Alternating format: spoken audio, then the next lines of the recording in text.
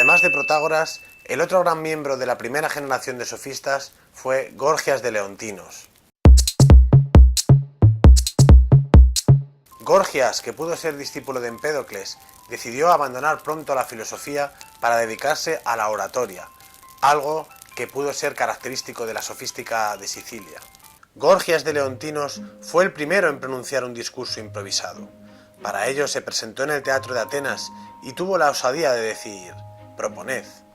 De este modo, fue el primero en hacer proclama de tan arriesgado ofrecimiento, mostrando con ello que lo sabía todo y que podía hablar de cualquier asunto, confiándose a las sugerencias de la oportunidad. Así lo he clavado, porque cada verso aquí es improvisado. Pero bueno, yo improviso todo en la pista. Nació aproximadamente en el 485 a.C., en una familia de tradición intelectual. Su hermano, por ejemplo, era médico. En el año 427, su ciudad, Leontinos, lo envió como embajador a Atenas, para solicitar el apoyo de esta ciudad en su guerra contra Siracusa. Durante su estancia en la ciudad, ejerció una profunda influencia en la vida intelectual. Realizó numerosos viajes, a Tesalia, a Beocia, a Argos. Fue invitado oficial en las festividades de Delfos y de Olimpia, y su vida, según la tradición, fue sumamente larga. Vivió hasta la edad de 109 años. Tal vez para defender a su maestro Empédocles de los ataques de Zenón de Elea, escribió un tratado acerca de la naturaleza o del no ente, en el cual afirma, en resumen, lo siguiente. Primero, que nada existe. Segundo, que si existiera algo, no podría ser conocido. Y tercero, que si pudiera ser conocido, no podría ser comunicado ni explicado a los demás. Muy resumidamente, algunos de los argumentos que ofrece Gorgias en su obra son los siguientes. 1. Que nada existe, pues si algo existiera, debería proceder de algo o ser eterno. Pero no puede proceder de algo, pues en este caso debería proceder del ser o del no ser, pero el ser es entendido, como hace Parménides, como una realidad inmutable, es decir, que no cambia. Tampoco puede ser eterno, pues si fuese eterno sería infinito, pero lo infinito no está en ninguna parte, pues no está ni en sí mismo ni en ningún otro ser. 2. Aunque hubiera un ser, ese ser sería desconocido, pues si hubiera conocimiento del ser, ese ser debería ser pensado, pero lo pensado es distinto de lo que es, o sea, lo pensado es distinto de la realidad pensada. Y 3. Aunque hubiese conocimiento del ser, ese ser sería incomunicable, debido a la diferencia que hay entre lo que se menciona y lo mencionado. Pues así como un color no puede ser oído, ni una melodía puede ser vista, de la misma manera lo que es no puede hacerse lenguaje, y sin hacerse lenguaje no puede ser comunicado a los demás. ¿Es esto una muestra de un nihilismo absoluto de Gorgias? Quizá Gorgias pretendiese retorcer y llevar al absurdo la filosofía de la escuela de Elea. Así, con gran ingenio, intenta Gorgias demostrar la no coincidencia entre el ser, el pensar y la palabra, destruyendo así el principio fundamental del eleatismo, a saber, la unidad entre ser y pensar. Gorgias de Leontinos pertenecía al mismo grupo que aquellos que han eliminado el criterio, pero no por sostener un punto de vista parecido al de los seguidores de Protágoras. En efecto, en el libro titulado Sobre lo que no es o sobre la naturaleza, desarrolla 3 argumentos sucesivos. El primero es que nada existe. El segundo, que aun en el caso de que algo exista, es inaprensible para el hombre. Y el tercero, que aun cuando fuera aprensible, no puede ser comunicado ni explicado a otros. Que nada existe es argumentado de este modo. Si existe algo, o bien existe lo que es o lo que no es, o bien existen tanto lo que es como lo que no es. Pero ni lo que es existe, como demostrará, ni lo que no es, como explicará, ni tampoco lo que es y lo que no es, punto este que también justificará. No existe nada, en conclusión. Es claro, por un lado, que lo que no es no existe, pues si lo que no es existiera, existiría y al mismo tiempo no existiría. En tanto que es pensado como no existente, no existirá, pero en tanto que existe como no existente, en tal caso existirá. y es de todo punto absurdo que algo exista y al mismo tiempo no exista. En conclusión, lo que no es, no existe. E inversamente, si lo que no es existe, lo que es no existirá, pues uno y otro son mutuamente opuestos. De modo que si la existencia resulta atributo esencial de lo que no es... Siga, por favor. Por ejemplo, nos encontramos ante un caso tremendo. Si no había ellos anillos porque lo había... Si no, yo había conocido a San Andro, yo había conocido a San Otro. Porque podía decir los dos, su autonomía. Dicen lo apa. Yo no, yo digo esto lo así. ¿Qué digo que es un problema de los quesos? Pues, que dicen que los que hacen leche. Si le habla a eso, no, yo... No, le odio, pero tiene un pico de oro el tío. Y ya para decir solamente, no lo ha concertido Salandro.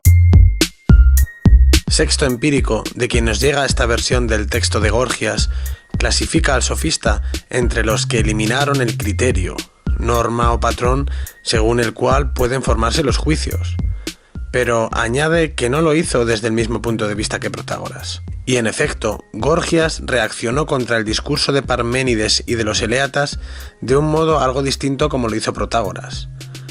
Pues mientras que puede decirse que para Protágoras todo es verdad, no existe la falsedad, Gorgias sostuvo precisamente lo contrario. Nada existe, nada es. Aunque en sus conclusiones generales puede decirse que tanto Protágoras como Gorgias opinaron, al igual que el movimiento sofístico en general, que no existe un criterio. Ni tú ni yo podemos, comparando y discutiendo nuestras experiencias, corregirlas y alcanzar el conocimiento de una realidad más esencial que otra, porque sencillamente no existe semejante realidad estable para ser conocida. Igualmente, en la moral no existen normas o principios generales, y la única regla posible es actuar como en cada momento parezca más conveniente.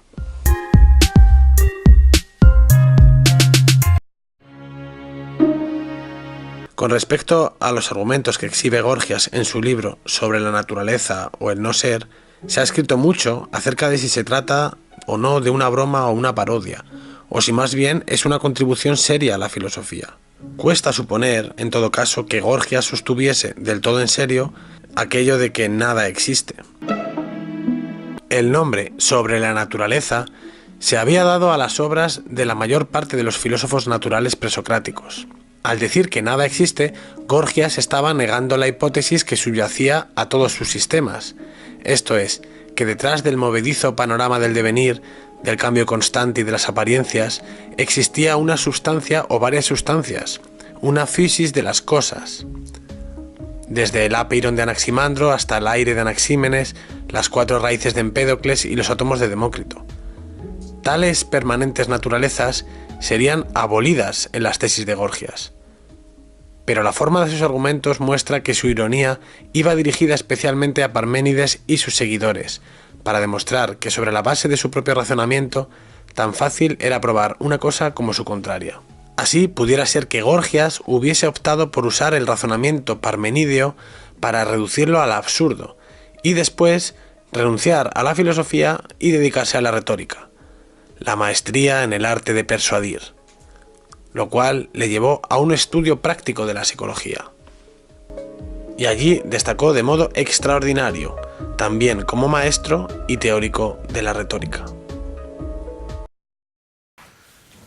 Muchos y excelentes fueron los admiradores de Gorgias, ante todo los griegos de Tesalia, entre los cuales el arte oratoria era llamada arte de Gorgias, y después todos los griegos, ante los cuales en Olimpia, desde la base del templo, pronunció un discurso contra los bárbaros.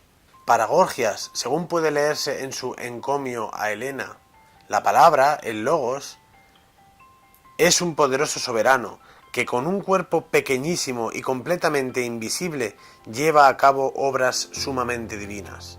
Puede, por ejemplo, acabar con el miedo, desterrar la aflicción, producir alegría o intensificar la compasión.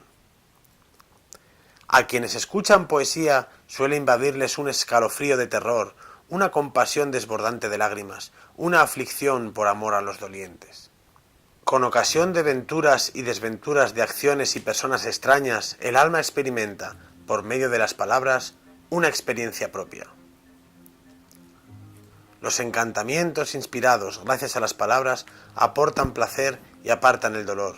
Al confundirse el poder del encantamiento con la opinión del alma, la seduce, persuade y transforma mediante la fascinación. ¿Cuántos persuadieron y aún siguen persuadiendo a tantos y sobre tantas cuestiones con solo modelar un discurso falso?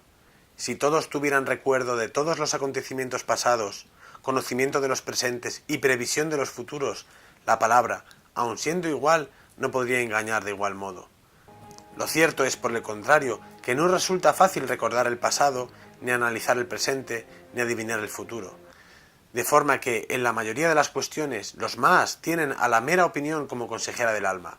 Pero la opinión, que es insegura y está a falta de fundamento, envuelve a quienes de ella se sirven en una red de fracasos inseguros y faltos de fundamento.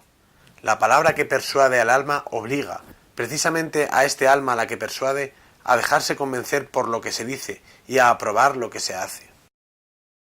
Por la admiración que me produce Gorgias, hace tiempo que vengo preguntándote cuál es en realidad el poder de la retórica.